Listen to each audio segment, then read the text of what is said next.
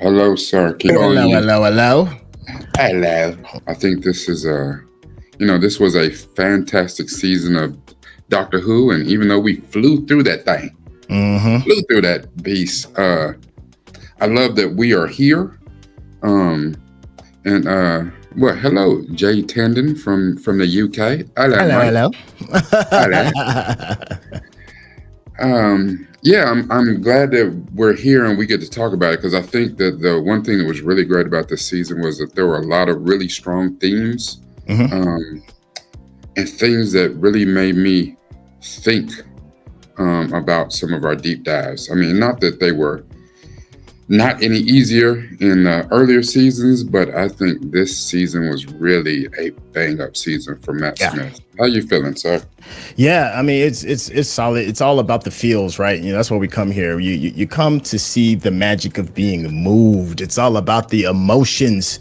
What are the things you're willing to do for the ones that you love? What are the things you're willing to sacrifice? And also, have some fun hijinks along the way. It was a superb season. It just got me fired up and ready for 6 coming right around the corner. Right, man. It's hard to believe because it seems like just a short while ago, you know, you was like, "Hey, they got a new doctor and this black guy. You know what I'm saying? You want to check it out?" And now we get ready to, we have essentially watched 6 seasons. We watched 1 through 5 Yeah. and season 14. Yeah. Yeah, it's crazy and have been loving the journey ever since. Yeah. I do want to say a special thank you to everyone who is in the live chat with us. I will reiterate that this is a special live deep dive that we are having. It will be a Patreon exclusive and for our good people in the Discord. So again, I will continue to pub the Discord. If you are not in the Discord, you are missing out. Centel has put together something wonderful. And the beauty of the Discord is it's not about us, really. It's a community, and the community is running itself now. And we have we have wonderful moderators who, Yeah. listen, they take care of the house. If we're not around, the house is running like a well-oiled machine, and they are so beneficial to everything that's going on in our new community. And we're growing fast. Yeah. It's growing fast, and it's exploding. Yes, it is. Yeah. Yeah. Thank you so much for everybody that's been a part of it. It's a lot of growth. It's a community unto itself that's actually run by everybody that's actually in the Discord. If you want to get like a really good in-depth look of what the Who community looks like, that is the place to be. It's also a place where you can also get notifications for Rakai's stuff that's coming out regarding his channel as well. He's got a spot, a little cozy little nook in the section where you can see some of his stuff. So we can all still be connected under this big, huge Who banner. But just as a heads up, it is free for now regarding some of the live reactions, but that is going to be for a limited time. I'm not going to sit here and pitch everything too much because this is your platform. So get in while the get in is good. You can sit there and be a part of the process and watch Who with us for now. Thank you for allowing me to plug that bad boy. Absolutely, man. That's home. That's home base right there, man. It is an absolute honor. And also while I'm at it, I want to plug the Geekish Network. It is where I got my start doing this, kind of being a reactor, and I'm on a show called Bingeworthy, where we binge an entire season of something and then we review it afterwards. I've done a couple guest spots on Geek Beast, and it's also where I had the good pleasure and the fortunate karma to meet this wonderful man, Centel, who not only, as you have seen me with him on Centel's channel, he also has another channel you may not know about called Cinema Mosaic. Yes, sir. And right now, Cinema Mosaic, if you are into South Korean fare, and I'm trying to tell you right now, especially on Netflix, South Korea and actually Nigeria are killing it right now, and they make wonderful stuff. And he handles a lot of foreign material on Cinema Mosaic. So if you've not subscribed to that or his channel, how dare you? How dare you, sir? Do that right away. Yo, thank you again so much. Another co-host that is a part of I like to call it the Koei family from Jabby Koei, who's kind of like kickstarted all of this off. Under the Koei family is a young lady named Summer. She is one of the co-hosts on Cinema Mosaic, and she is a fanatic of South Korean content. So if you want to just change up and see some other things across these massive oceans, that's the place to go for it. Yep, he tells no lies. And all of you wonderful people who are in with me right now, if you would please, if you have not, which I can't imagine that you're here and you haven't done so, but if you've not subscribed, please subscribe. All right, let's get on to the deep dive, sir. Go ahead, man. Kick this bad boy off.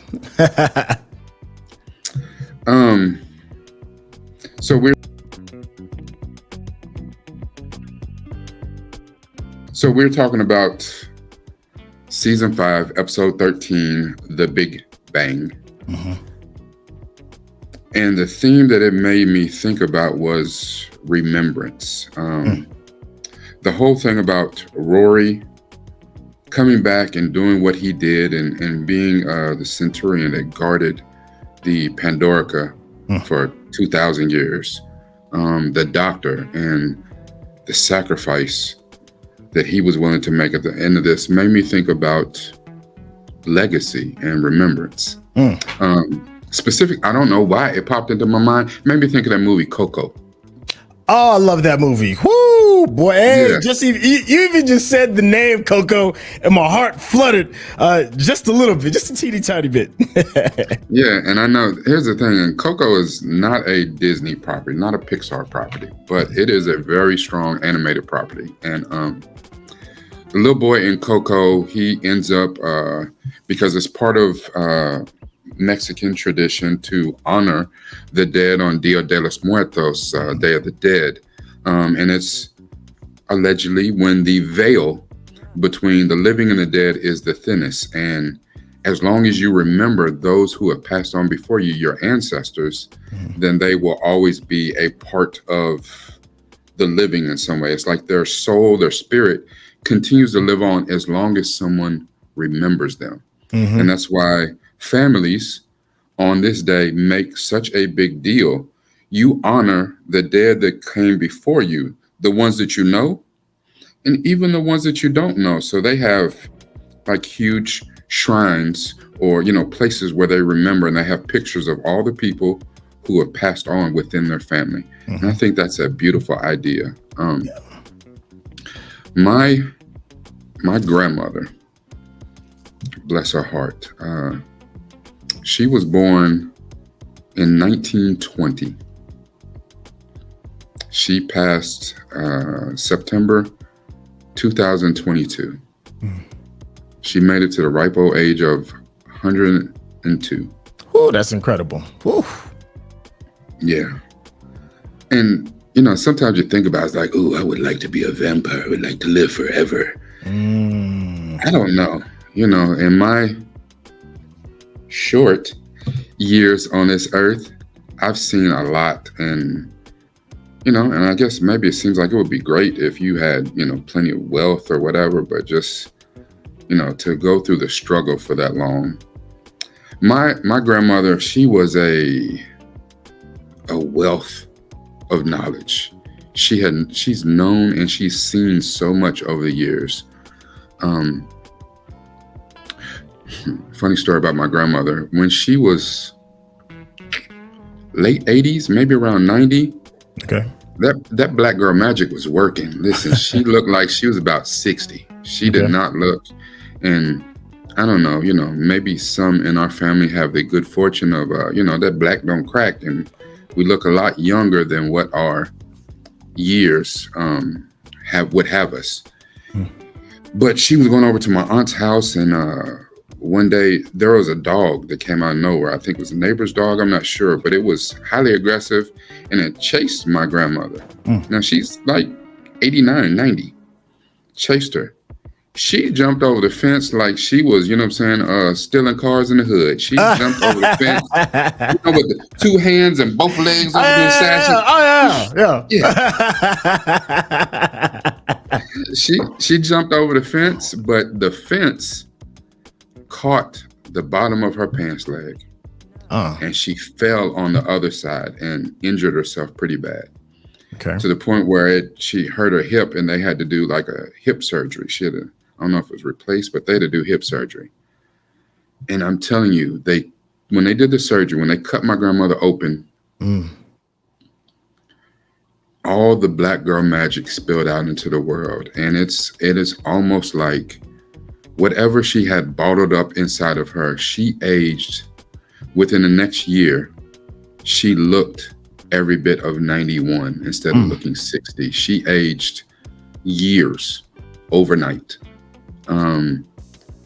Dementia started to set in, a lot of things where she went from a vibrant senior citizen who would still, you know, travel the country to play bingo.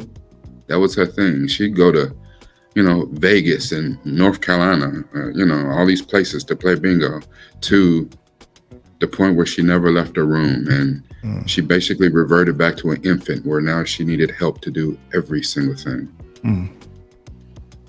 And I remember my mom was her primary caretaker.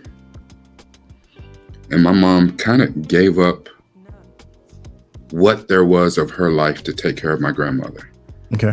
And my grandmother and my mom live, I don't know, 100 or so miles away from me.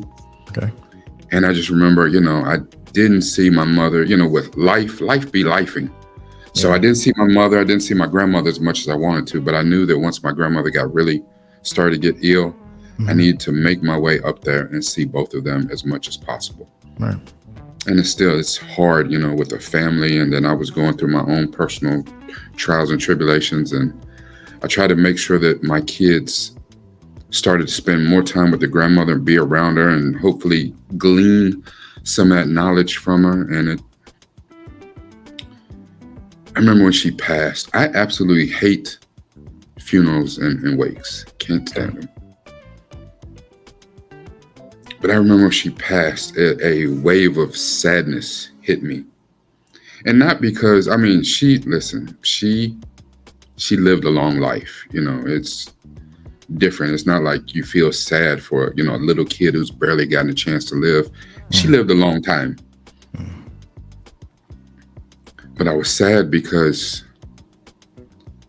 all of that knowledge in our family gone. All of that wisdom that she had yet to pass on, gone. The amount of time that I had spent with her was not cherished enough. While I was appreciative for the time that I had, I didn't have enough. I didn't make sure that my kids had enough. And so now I'm kind of the same way, where I was like, okay, every chance I get, my kids need to be around my mother. You know, my mother's 80. Yeah, my mom's 80.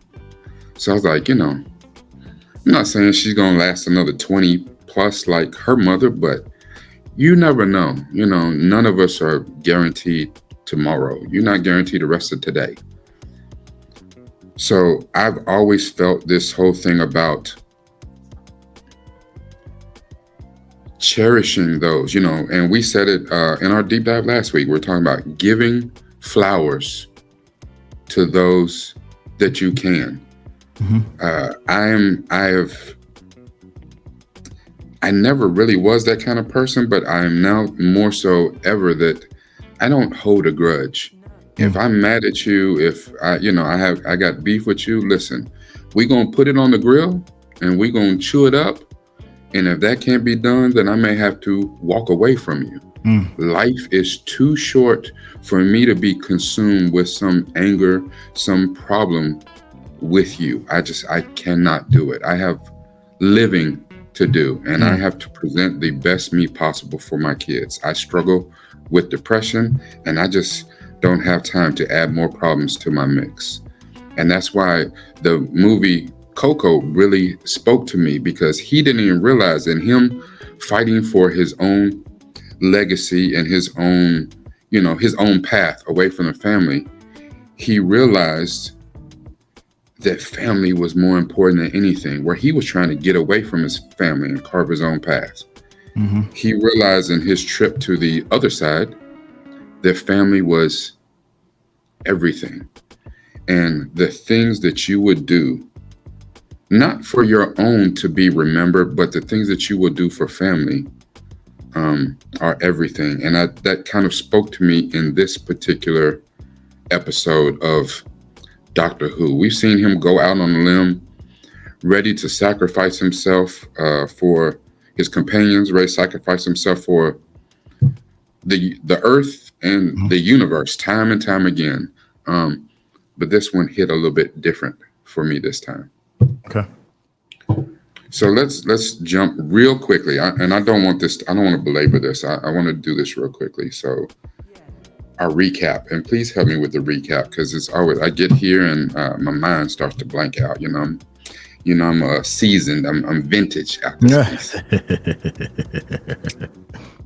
So the Pandorica opens, episode 12. We left off with they stuck the doctor in the Pandorica. They said the greatest threat to the universe was the doctor. Mm-hmm.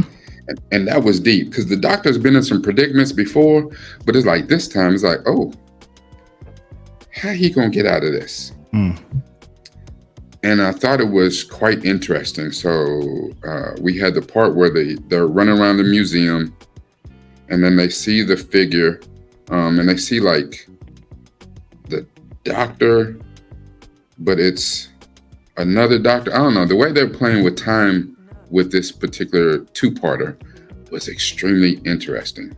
Okay. Jump in here for me. All right. So to start from the very beginning, all of his enemies show up. Well, first off, River shows up, and then they had to take out the Stonehenge because it was like this magical place, which was like a point that they believe where the box is going to be. They get there and they come to find out that it's not just one of the Doc's enemies; it's all of them. They're all coming in. They snatch him up. They throw him in the box and was like, "Listen, you've been able to beat us all one-on-one, but we all came together, formed the Legion of Doom, and was like, we got to put our heads together, because if any of us want to do our grand scheme of villainy, we got to get rid of the one thing that's stopping us all. And not only that, you're not just a threat to each of us, you're a threat to the entire universe." Boom, put them in there. Episode 14 shows up, and it's interesting because you think that, that's going to be the end all, right? It's like, oh man, they got the Doc, he's locked up. It's the one thing that he can't get out of. And in the first 5 minutes of the episode, somebody shows up with the screwdriver, opens right up. Doc was like, you can't really get me, but we kind of nice try. You tried it. You tried it. But unfortunately, Amy's injured as a result of all the shenanigans, and she has to be put in Pandora's box and wait so many thousands of years in order for her to be fixed. I guess that's the best way. But Rory is out there, her main squeeze, and it's not really Rory. It's a version of Rory, if I remember right. Yeah, it reminded me of like the Autons that were from our very first episode, or I guess our second episode, but the first one of the season 1 with the 9th Doctor, right. That are powered by the nesting consciousness or whatever. They're like mannequin type dudes. That's what Rory reminded me of. Like he's kind of more robot or. Right. Well, he has like Rory's consciousness, his feelings, a lot of his history, all of that, but his body isn't there. It's just it's kind of like he's an Auton. Yeah, that's what Rivera said in there. Thank you for that. But here's the thing: like his love is still there, regardless of what version of his love is still there, and his love for Amy is still there, and he does what is probably one of the most noble sacrifices that we've seen in this show. And he's like, in order for her to be protected, in order to make sure that she survives these thousands of years or hundreds, I think it's thousands of years. It's thousands of years. In order for her to survive these thousands of years, the cube must be protected. And he becomes this mythical being in a sense, this person, the centurion that is guarding the cube. The lone centurion. Yes, right, the lone centurion. And because Rory's... Yeah, because they said that the Pandorica was in places throughout history where they were bombed, they were sacked. Yeah. And you would see the lone centurion dragging the box out and taking it to its next destination. Right. Which is really incredible. Yeah. I mean, it probably is one of the bigger sacrifices that I've seen in the Who series so far. That's a different kind of dedication. That's a different type of marriage. That's a different type of vow. Normally till death do you part. And, when you're thinking in terms of the human lifespan compared to the span of like the earth, you can sacrifice 70, 80 years. You can, that's a little bit doable. Can you do that for thousands? Rory said, I am him. Yeah, go ahead. So, and just to kind of fast forward this so we can get to where we were going to go with this. So all of these factions, they form the Legion of Doom against the Doctor. So all of them are there, the Daleks, the Cybermen, the Silurians, the Sycorax, the Sontarans, like a bunch that we have come across, not as well as many who are mentioned that are from Classic Who, some that we personally have not seen yet. And also just a fun note about Rory. Rory actually got a kind of offshoot. He got his own audio, audio book, but he got his own audio series or podcast or whatever, where he tells stories about the 2,000 years. What was the lone centurion doing during all of that time? So I think I appreciate that about Doctor Who, because there's just so much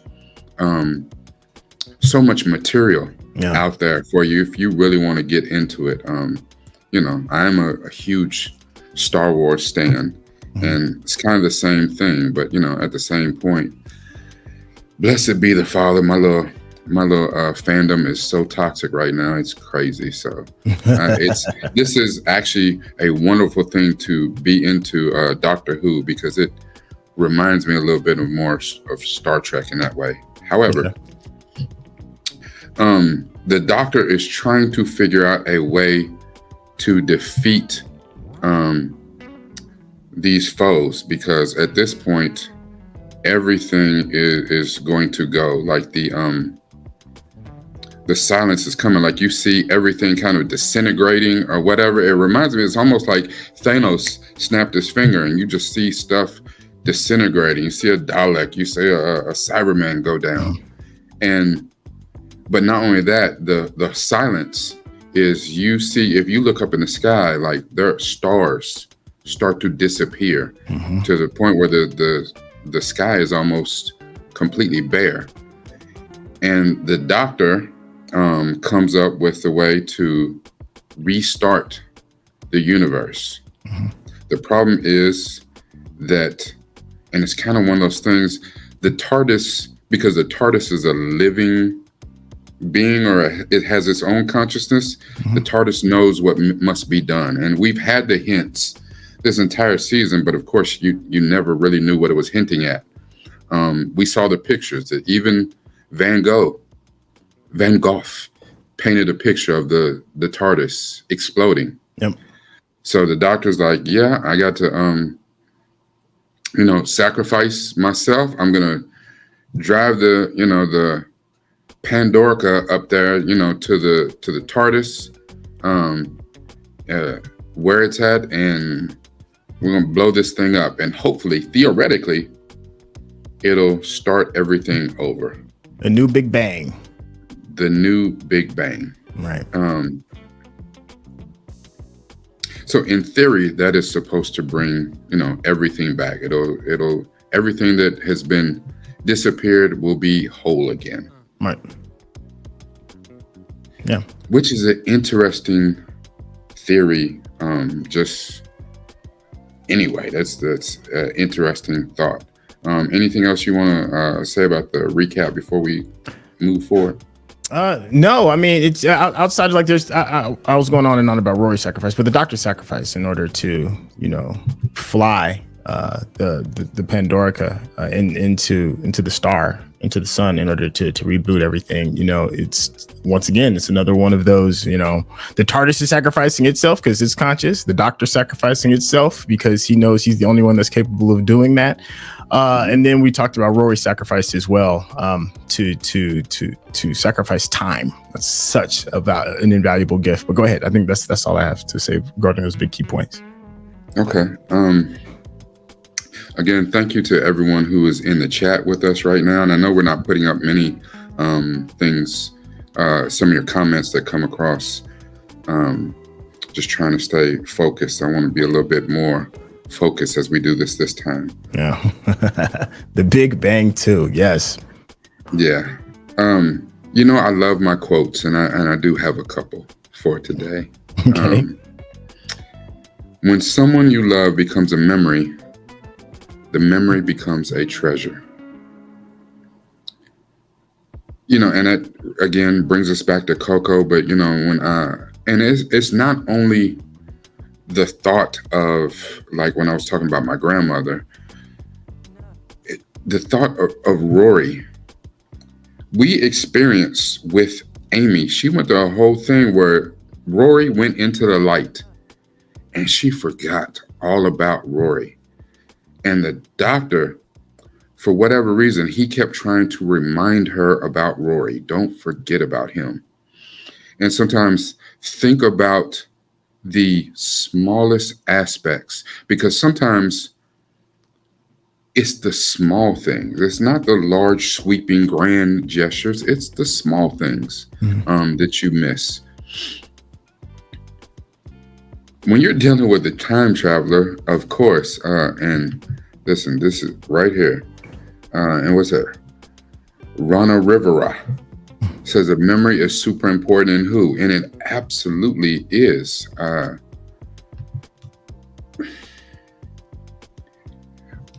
Right now, today, my grandmother has been, she passed, I think in about 2 weeks. It will be 3 weeks, September 26, 2022.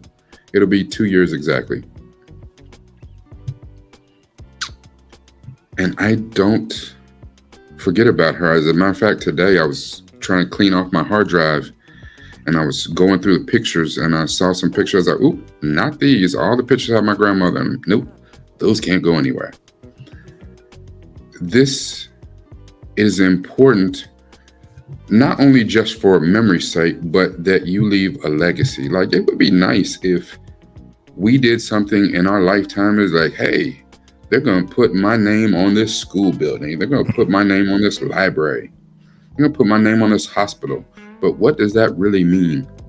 You know how many buildings I've been in that's named after someone? I have no idea who that building is. Big facts. Yeah. I didn't take the time to walk past the little plaque in the lobby that says, or the bust, or, the engraving of that person's face and be like, oh, this is dedicated to Centel. He was so great. And, I didn't know that dude. I don't care. But at the same time, you think about, and this is going to seem completely out of left field. So there was a rapper that passed yesterday. And, and they started talking about, because he was relatively young. He was like 34. He passed, and it was on all the stations, on all the channels and stuff. And, it's kind of a mystery on how he passed. And he went to sleep and apparently didn't wake up. Maybe had a seizure, maybe an overdose. We don't know. But when my kids were talking about it, they was like, oh, that is so sad and stuff. And, and my oldest son was like, oh, I got to find one of his songs. I'm going to play one of his songs. And I was like, for what? Like, you didn't know that dude? Like, I mean, I understand maybe when his song came out, you liked him. I said, but y'all are more broken up about this random person that you didn't know than I remember you were when your great grandmother passed, when my grandmother passed. And it bothered me a little bit because I think about the impact that we have. Say, for instance, we are blessed enough to have this platform, this forum. And when we speak, there are a lot of people that come onto the platform and watch our reactions and watch the deep dives and things like that. And, some are even kind enough to leave in the comments that our words impacted them in some way. And I think that is fantastic. And I think that everyone has value and everybody should do it if that's, what you want to do. But I really wonder about, is it enough? Like,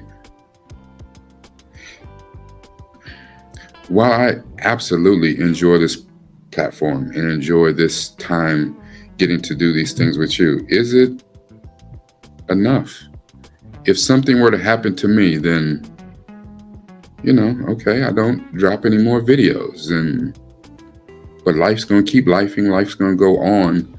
Did I do enough in this life to leave a lasting impact besides the few people that will show up to my wake and my funeral and say a couple nice things about me? And that's not important to a lot of people. A lot of people just like, listen, I do good enough just waking up in the day, right, getting up, and, I got these bills on my ass and, these kids are wearing me out and, my significant other is on my last nerve and I'm just trying to do right. Each and every day I get blessed enough to open my eyes. But for a few of us, it's not enough.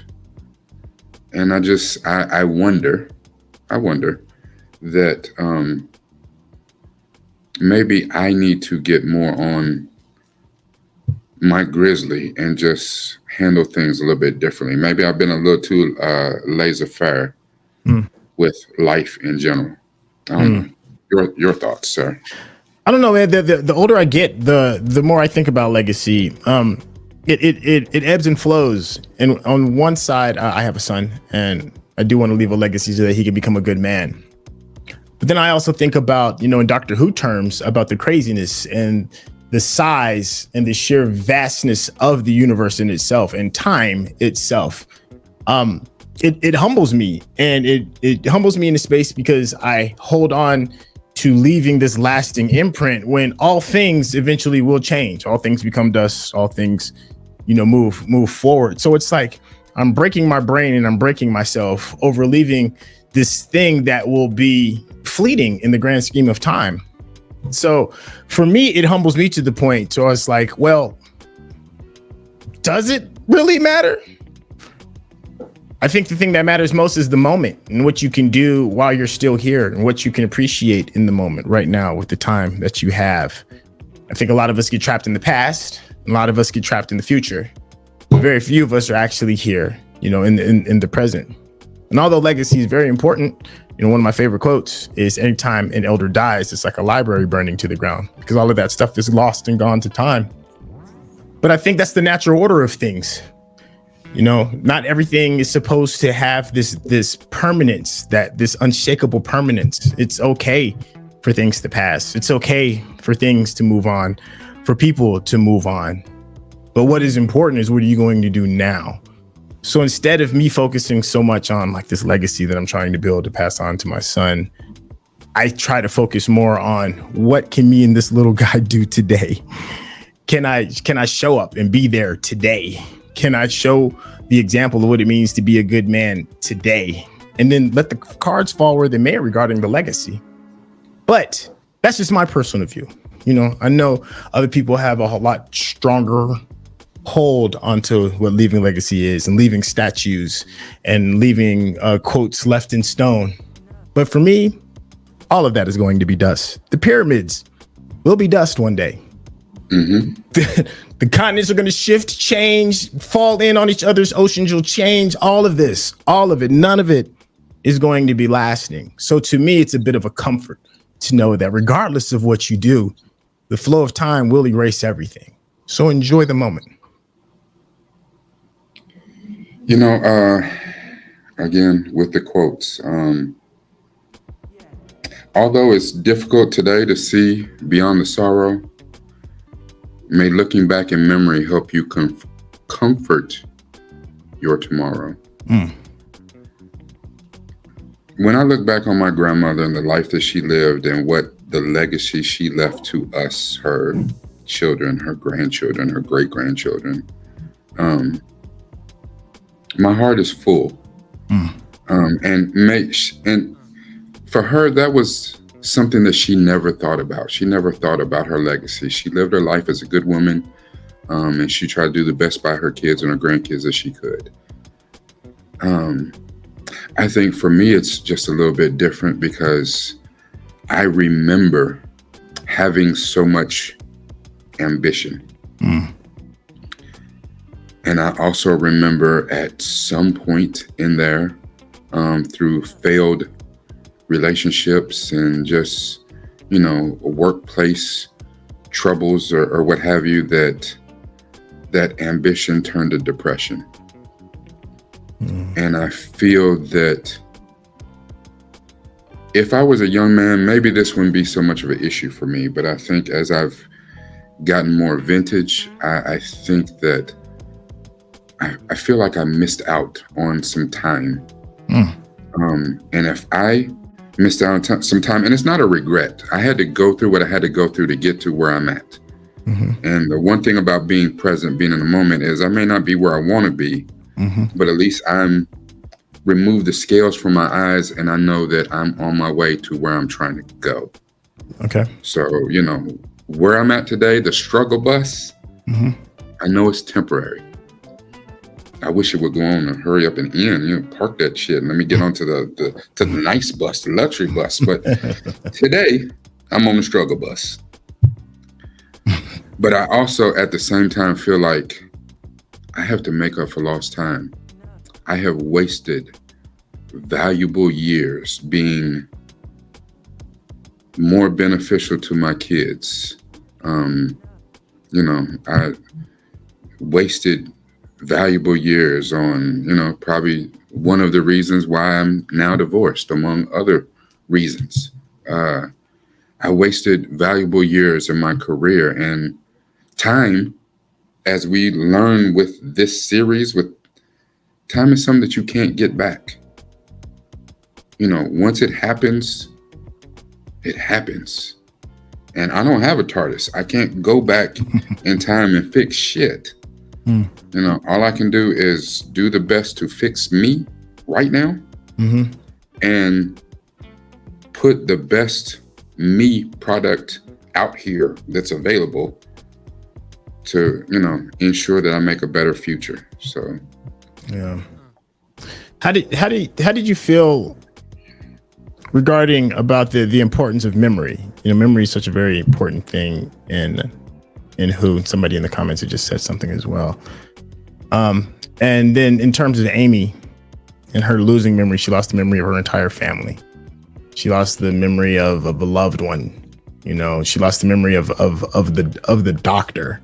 And I think memory and time are correlated. I was just wondering what your thoughts are regarding that.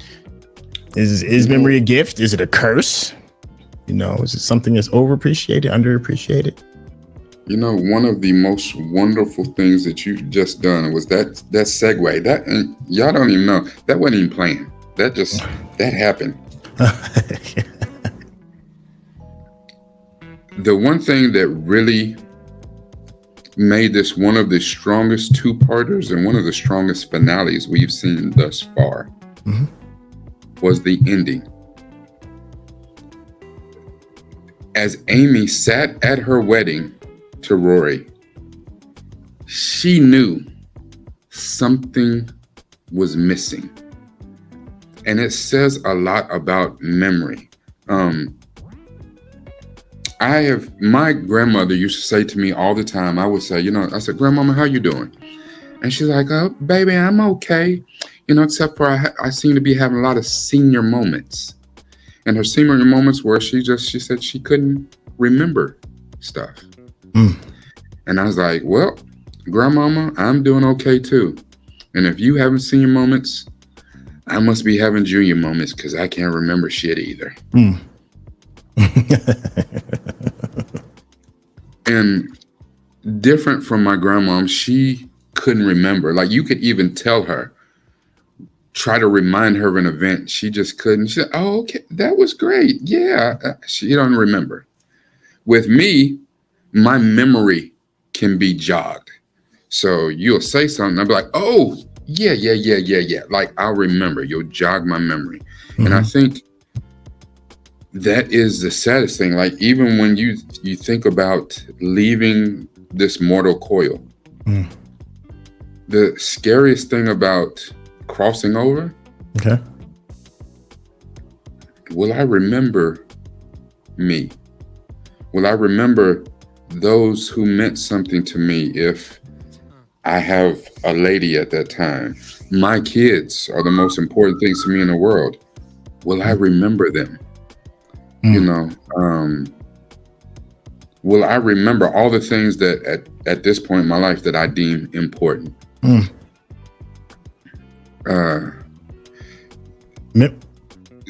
whole thing, Amy remembering the doctor, finally knowing that something was missing and him showing back up and then giving us, the audience, the thought that everything is okay, was one of the best things ever.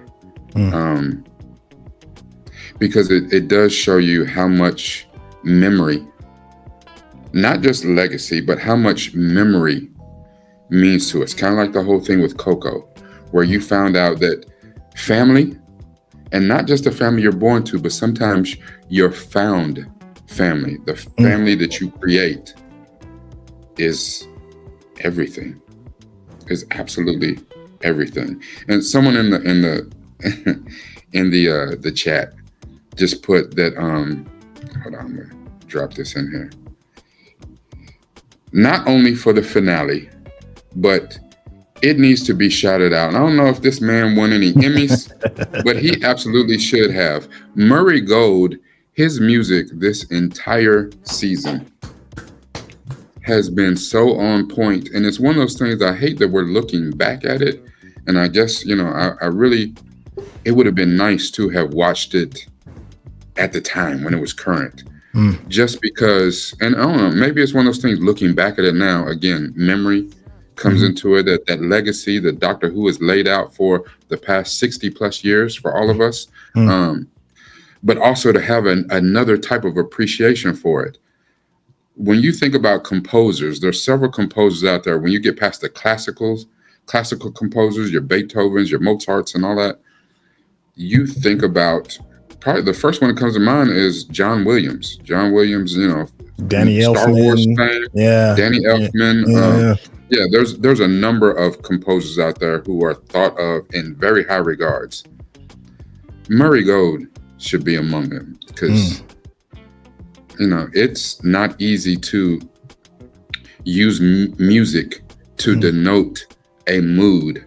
And it's just like anything else. Yeah, Howard Shore is strong too. Yeah, I know who that is too. Howard Shore is strong too. But Murray Gold absolutely deserves recognition for the music that he played all throughout this season and the other seasons. But the finale, through both parts, part 12 and part 13, he was so on point. And I remember when the Tardis showed up in the middle of the reception, I'm not going to say that someone was cutting onions in the room, but I distinctly remember that, like, it was so dusty in there.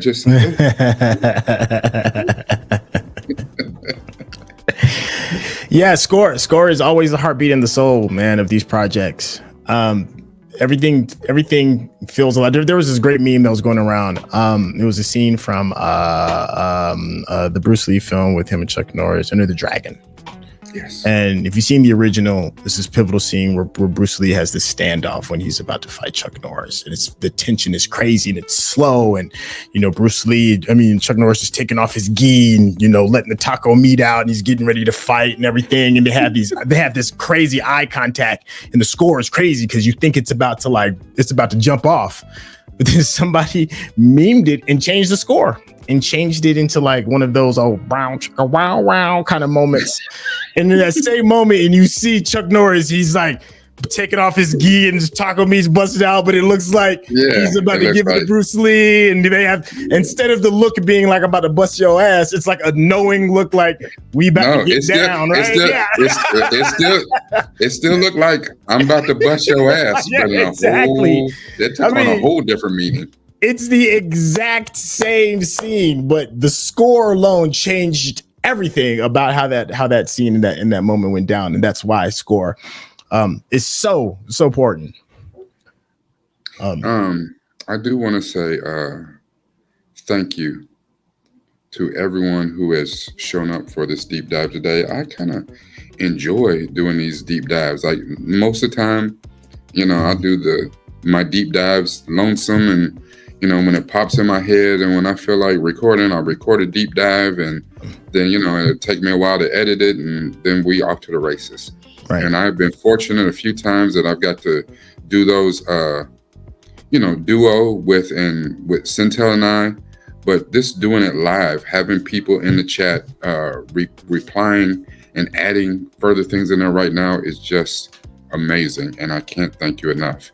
And for everyone, I am going to edit this down later, so what you're seeing now will be part of the YouTube version, but what is coming up next is part of the Patreon version, and that part is what really excites me about doing these live deep dives. Especially, listen, these two ladies coming up are amazing. So I can't wait to get to that. Before we leave, I didn't know if it was going to happen, and right at the beginning of this deep dive, it happened. Oh, and I want to say that it is because of you. Thank you all so much. Today, at the beginning of this deep dive at 12:02 p.m. Eastern Time, it's happening. I hit 1,000 subscribers. It's happening.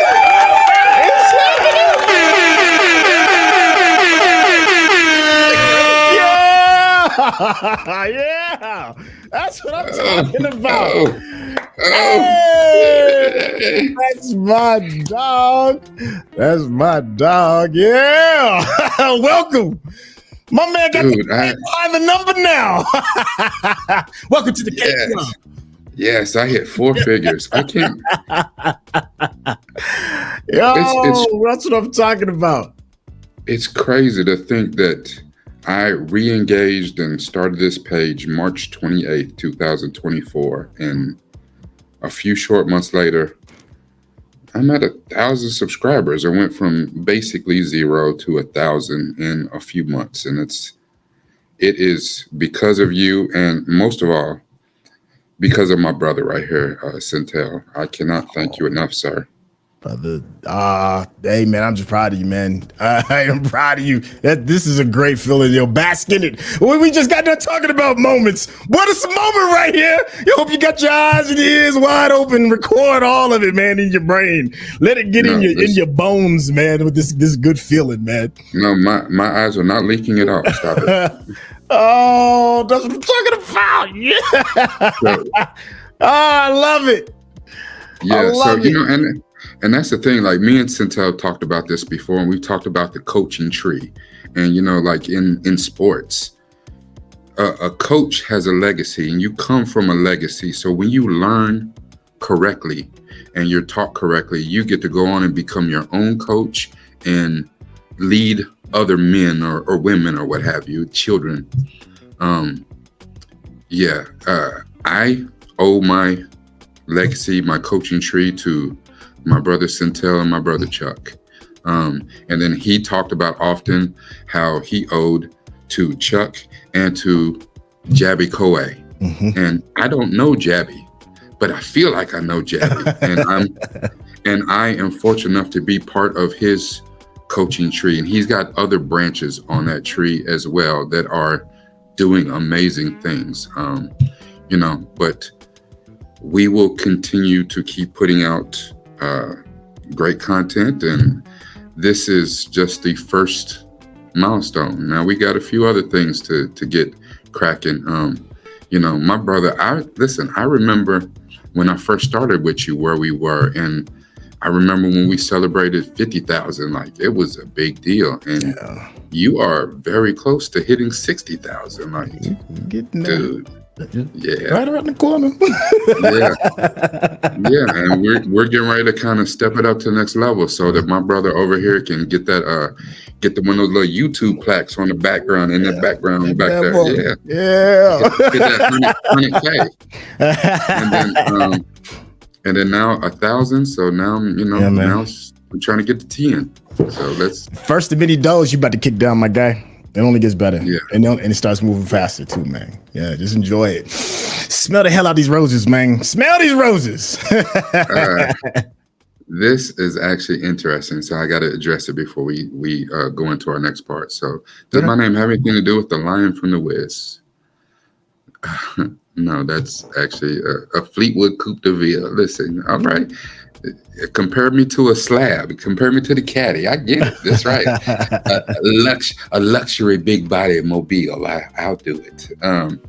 But no, it actually has to do with my fraternity. I am a proud member of the illustrious Kappa Alpha Psi Fraternity Incorporated, and we are affectionately called Noops. And I happen to live in DeVille, Louisville, Kentucky. So I am a Noop from DeVille. So that's me.